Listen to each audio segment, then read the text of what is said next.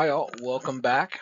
Last time out we were talking about white blood cells, in particular granulocytes versus agranulocytes. Now we're going to talk about other components of your blood. So we've talked about red blood cells and white blood cells. Now we're going to talk about platelets, or what we call thrombocytes. Thrombocytes are kind of unique. They're normally what we call cytoplasmic fragments. So they come from stem cells, the megakaryocytes. So they originate from megakaryocytes, and they are triggered by thrombopoietin. So when thrombopoietin, that hormone, is present in the blood, it will trigger the production of megakaryocytes in the stem cell, or megakaryocytes, that stem cell in the red bone marrow. Excuse me. So how that works is hemocytoblasts can be converted into megakaryocytes by the presence of thrombopoietin. Thrombopoietin then can convert those megakaryocytes into thrombocytes. Thrombocytes are non-nucleated, much smaller than red blood cells, and we often just call them cytoplasmic fragments because they don't have very many cellular components, yet they're pretty important. Okay, so when we were talking about red blood cells, we were saying that red blood cell counts were like 4 million to 5 million, something around there, microliters per microliters of blood. Platelets are around 150,000 to 400,000. Okay, so far more numerous than white blood cells, but not even remotely approaching the red blood cells that occur in your blood. Two kind of factors that can come in. So when you have too many platelets in the blood, we call that thrombocytosis. Thrombocytosis can be very dangerous. It can result in blood clots that form when not needed. So there are two kind of ways at which you form a blood clot. You can have an intrinsic force, which means that you have outside forces, so a ruptured blood vessel or something like that, and can trigger a blood clot. Or you can have internal forces that can trigger a blood clot. When you have thrombocytosis, you just have too many platelets in solution, and that often can result in blood clots just forming in different regions, and can be harmful to individuals, very harmful. This can be the result of a few things: iron deficiency, infections. Complications with this could be due to high levels of lipids or fats that are within arteries or capillary beds, etc. Excuse me. Thrombocytopenia means your thrombocytes or your platelet count is lower than normal. This could be a result of a few things, but can also be serious in the sense that you may not be able to clot your blood. So if you have a cut or a wound, you might bleed very easily. Okay, cancer treatments can do this because they seek out cells. Cancer treatments often are seeking out cells that are reproduced often, and so you can have issues with cancer treatments destroying the production of thrombocytes, and so the numbers can be much lower than expected. But you would expect, blood not being able to clot. You'd expect easy bruising, things like that to form if they have thrombocytopenia. Okay, so thrombocytes in general, we kind of give them the kind of notion that their job is to clot your blood, and that's really what it is. That's their job. Their job is to fix leaks that occur in capillaries, veins, arteries, etc. And they do so by forming normally what we call a platelet plug. We'll come back and we'll talk about how that's formed. Okay. Other things that are involved: basophils. We already talked about basophils being attracted to areas maybe where there's a wound or damaged cells, and they're attracting thrombocytes to that region to help with damaged blood vessels. Release of different hormones like serotonin. So this can occur in regions where blood vessels you don't want internal bleeding, you don't want a lot loss of blood, but you may not have a lot of thrombocytes in that region. It can constrict blood vessels until the thrombocytes can get there and form a clot. And we'll kind of talk about that a little bit before, and we'll talk about how these clots are formed right now. Excuse me. So just to recap kind of components of blood, again, red blood cells, we're looking at about 5 million to 6 million in males, 4 million to 5 million in females. White blood cells, 3,000 to 10,000 or so. And then platelets, about 150,000 to 400,000. And so between red blood cells and white blood cells, but again, the platelets and white blood cells aren't even close to the number of red blood cells in solution.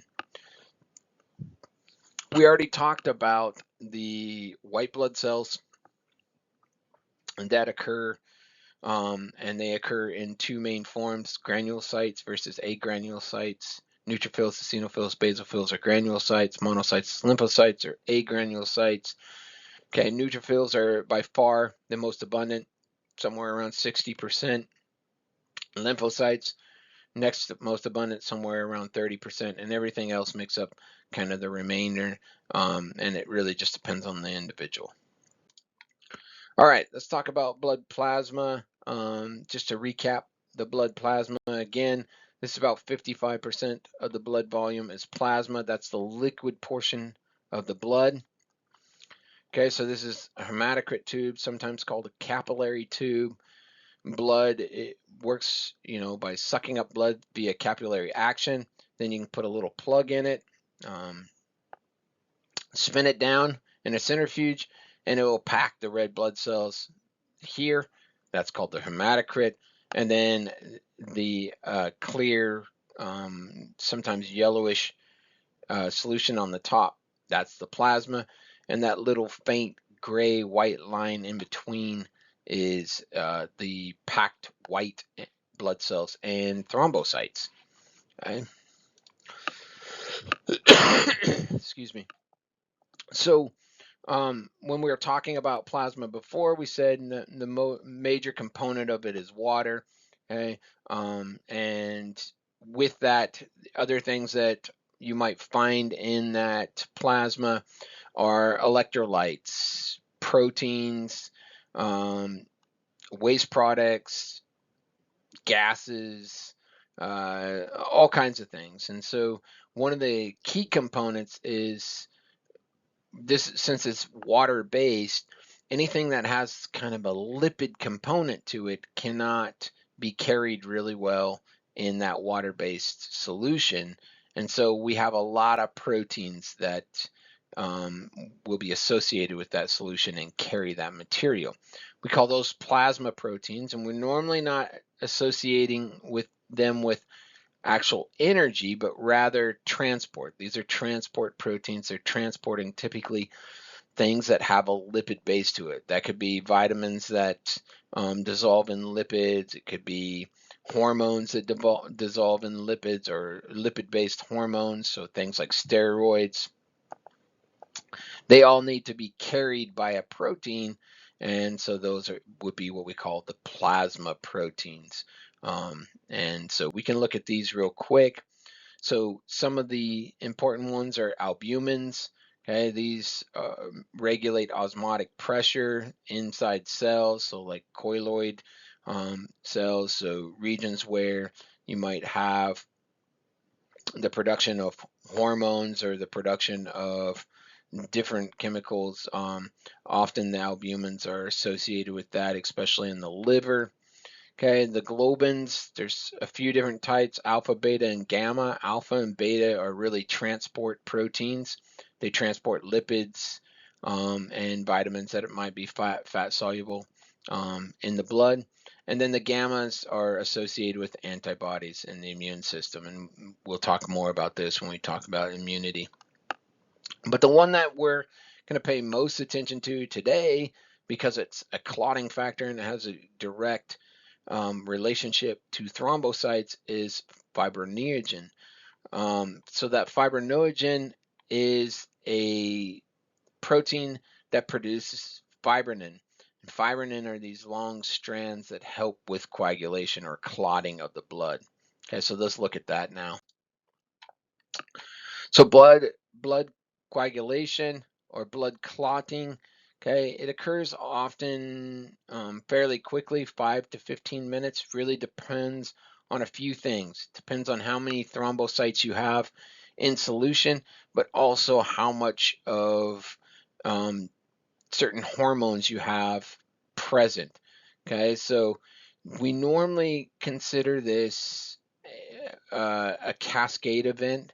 So sometimes it's called the blood clot cascade or just the clotting cascade. And so that just means that one thing has to happen in order for the next and the next. Okay, so it's like a biochemical pathway, but it's a cascade of events.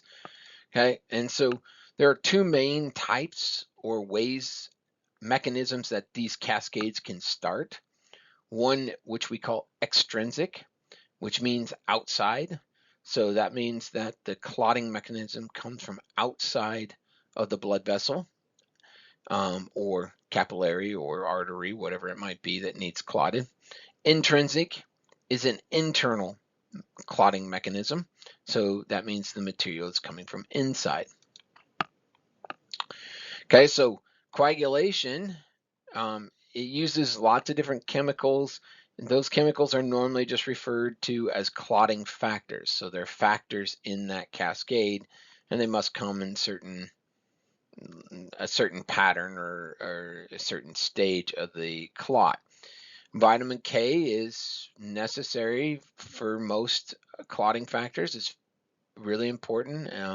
So it's one of those vitamins that is really need for clots to form. And so individuals that may not be forming clots very well may have a vitamin K deficiency.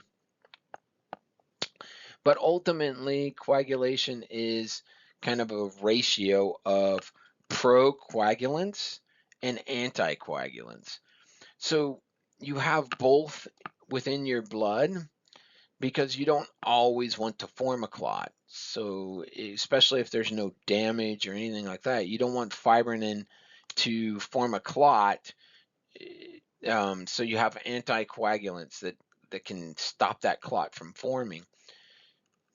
In the opposite side, though, is if you do have damage or if you do need a clot, then you want the procoagulation molecules to be present and switching fibrinogen into fibrinin to trap blood cells and stop the leakage of blood.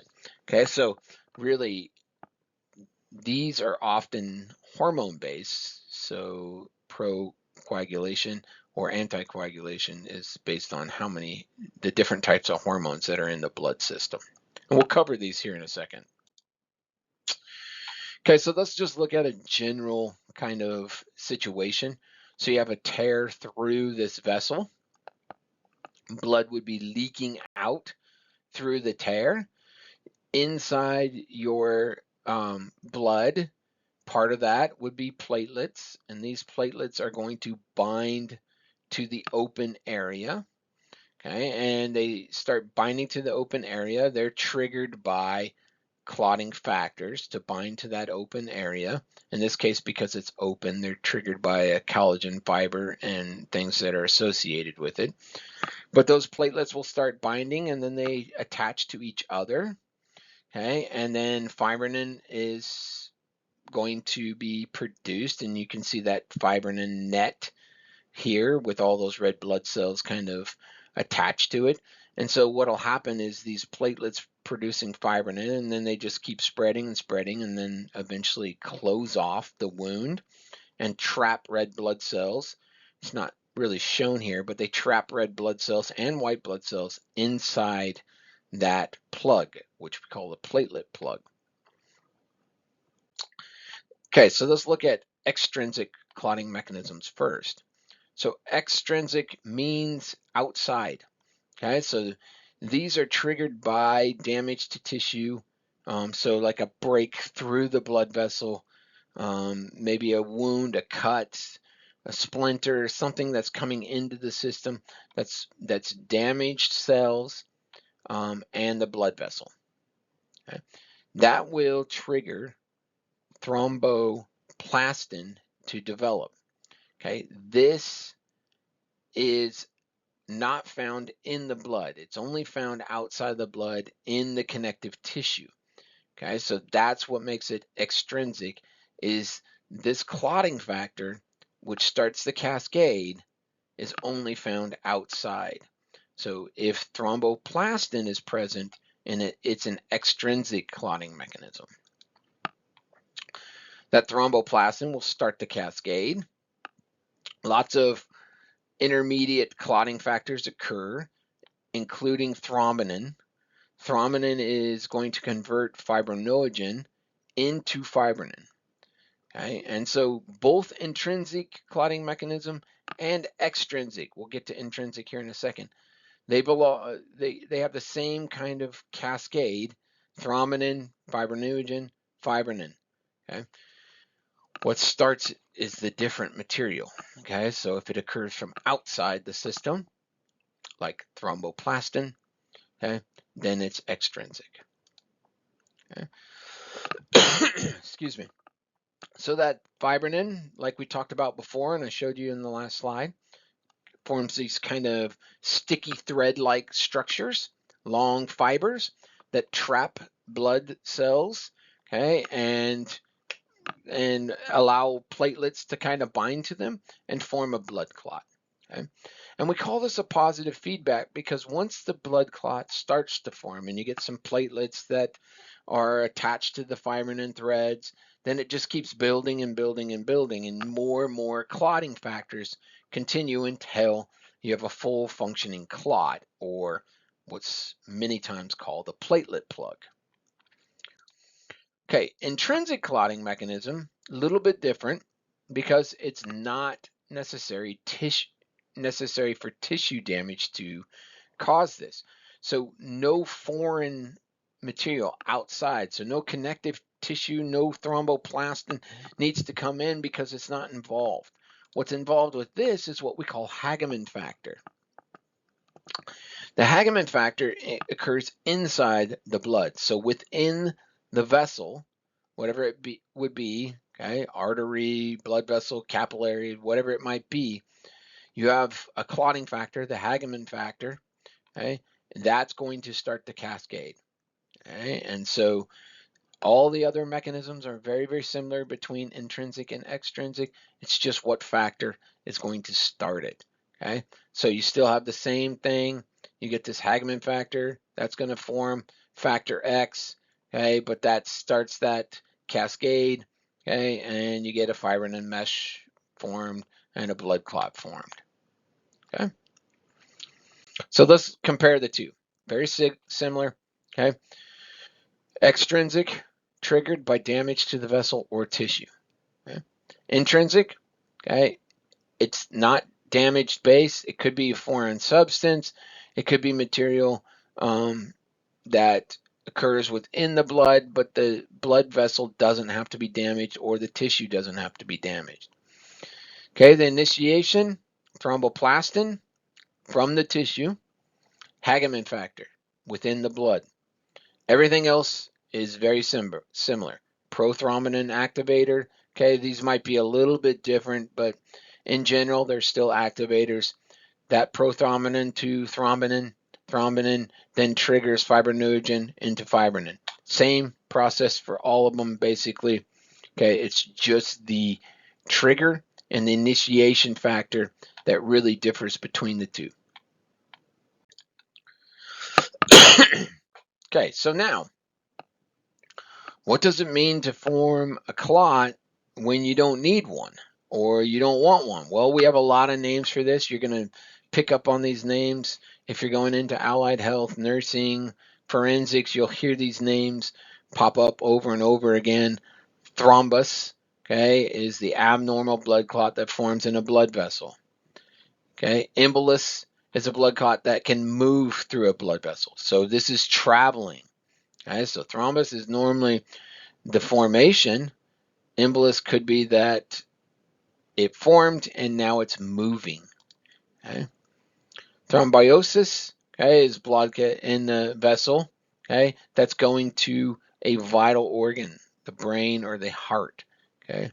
Infarction, okay, is the death of tissue because of a blocked blood vessel. Okay, so these clots might form, and then nothing downstream of that clot is getting blood, and it's not getting oxygen, it's not getting nutrients, it's not getting glucose or anything like that, and the tissue starts to die off. An embolism is when the blood clot travels to those organs, okay, to those vital organs, such as the lung, and so we call that a pulmonary embolism. Okay, so the blood clot is traveling and then it blocks the blood vessel in a vital organ, okay, or really in any organ, and it can be associated with that embolism. Okay, and then atherosclerosis, okay, is the accumulation of fat in normally artery linings is what we're after. Okay, but it can be the accumulation of fat in other places, and that just helps with the production of clots to form because you have a narrowing of the vessel, the artery in this case. Okay, you have a narrowing, so the actual surface that can bind up with thrombocytes is closer to the main volume of the blood, and you just get more interactions between thrombocytes, and so you can get a clot forming. Okay, and so this is a very common form of thrombosis, or a blood clot that occurs in some of those vital regions. Okay, so we can look here, just a cross section of arteries, one that's what we consider normal. So it's got a normal plaque layer. So you're going to have some association with fats, with lipids, with cholesterol that's occurring. Normal is a thin layer. Okay, an individual that has a very thick layer of plaque, you can see the narrowing of the lumen, narrowing of that open space where the blood would travel.